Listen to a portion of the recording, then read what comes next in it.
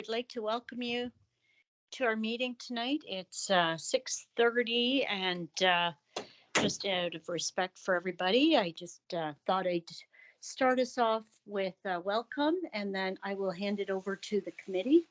So my name's Esther Wendell Caraher, for those of you who don't know me, and I'm so grateful.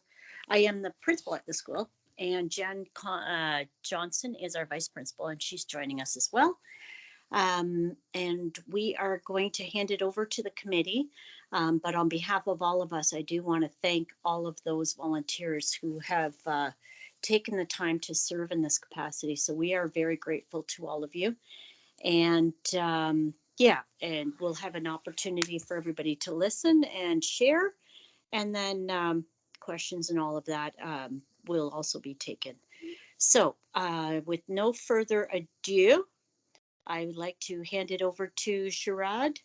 I believe you're going to chair for us, and maybe you want to just introduce these beautiful volunteers who have offered to serve in this capacity, and I'll be quiet and let you do your thing. Thank you, Esther. Hi, everybody. I am Sharad. My daughter is in Kettle Creek Public School, and I am, of course, joined by a few other parents who agreed to be part of this committee. I think Tara is one of them. And there are a few other people, I think, who couldn't join this call, but I think that's about it as far as subcommittee meeting members are concerned. I hope I'm not forgetting anybody. I don't see anybody on the list other than the other parents. Okay, so some of you may have attended the first call that we had, I think on February 21st, but many of you may be appearing here for the first time. And I think I just want to clarify the intention of this conversation. This is the second meeting, and the first one, which we had on the 21st of February, we talked about the options that were presented to us by the Attendance Area Review Committee about grade reconfiguration option and the boundary adjustment options. We had shared the presentations with all the parents to take a look at what the proposal really is and come back to us with feedback. And today's meeting is focusing on what the recommendations are, what have we heard so far, and of course seek your inputs. So thank you again for taking the time. And if anybody has any inputs on any of or has anything to say, please let us know. I will then move on to share what recommendations we received. Anybody has anything to say? Going once, going twice, going thrice. Okay. So I think one of the things that I would like to mention is that I think a lot of parents would like to are asking for a legacy agreement for current families that are attending Kettle Creek Public School. So the intention really is to continue with that, and this also includes those students who are actually one of their children is actually attending Kettle Creek Public School, and they would like to register new family members. So I think that is one option that a lot of families have requested for. And while we've not heard anything on the grade configuration option, we've heard a little bit about, I think, the boundary adjustment option from a few families, but I think overwhelmingly we could say that a lot of families are looking for the option to grandfather their children to Kettle Creek Public School. So that's what we've heard so far, unless you all have anything else to add to that. If you have any questions, feedback, I know a lot of you did enter your questions to the, did ask a lot of questions, and some of them were submitted to the Attendance Area Review Committee. And the administration has actually taken the time to send some of the responses back to certain parents. But if you have any questions, please feel free to submit them on the Attendance Area Review Committee. But I wanted to share the inputs that we've received so far. Any questions so far?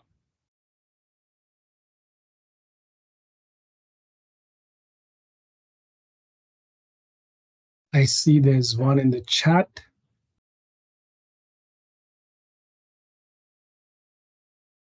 Is anything being done to address the overcrowding at Mitch Hepburn? I'm sorry, Mariana. I think that is a question that you probably can ask the Attendance Area Review Committee. I think they have a plan, and in the boundary readjustment proposal that they had sent across, they are looking at decreasing that load over a period of time. And I think that is part of the in the presentation as well. But if you have questions, I've just sent over the link to the website where you can submit your questions as well.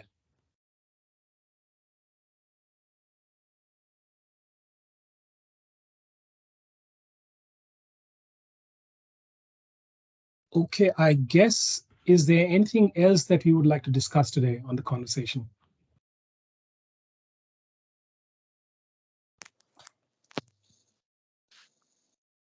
Esther, over to you. I guess, Okay.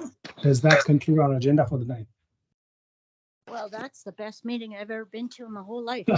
Robert, I love short and sweet and to the point. Thank you.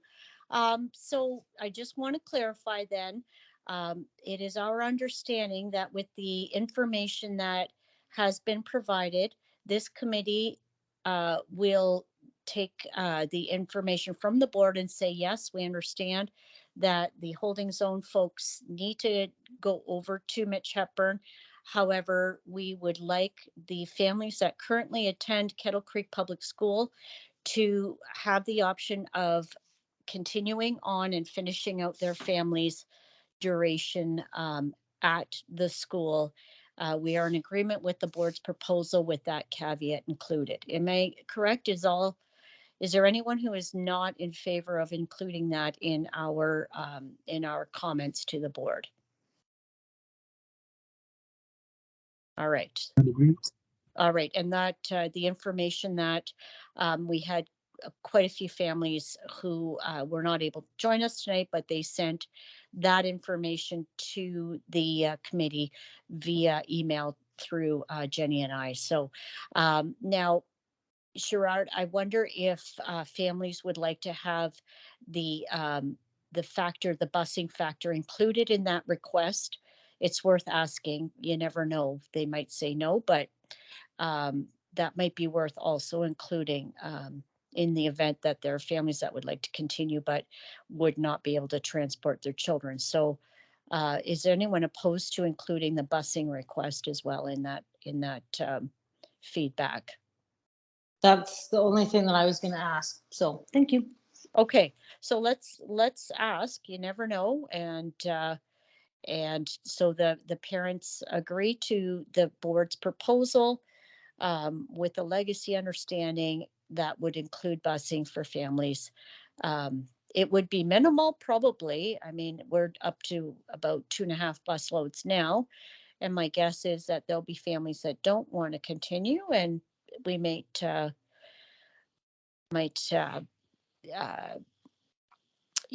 eliminate it to just one bus. So anyway, if that were in my court, I'm not going to say anything, but it can't hurt to ask. Now we have another question. Perfect. Do we have a time frame of when the board will get back with an answer?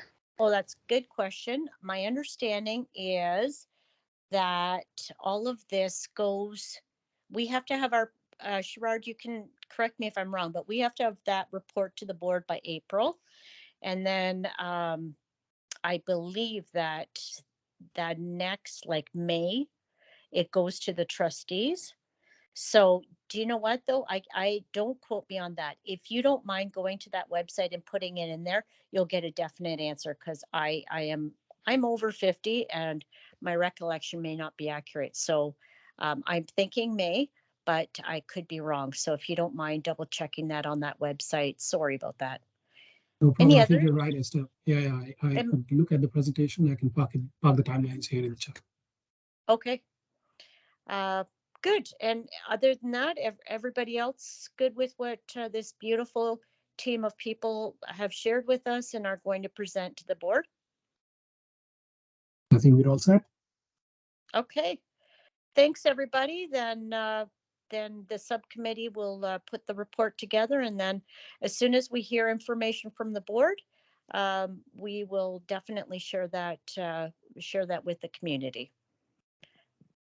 All right. Sounds good. Thank you very much. Thank you again to our team of volunteers. I see Tara here and Sherrard and Ashley and Jen, do you see anybody else? The whole bunch of them, just wonderful humans that we appreciate you so much. And thanks for joining us tonight. Thank you and have a good night, everybody. Okay, have a great night. You're welcome. Thank you. Okay, bye for now. Bye. Bye.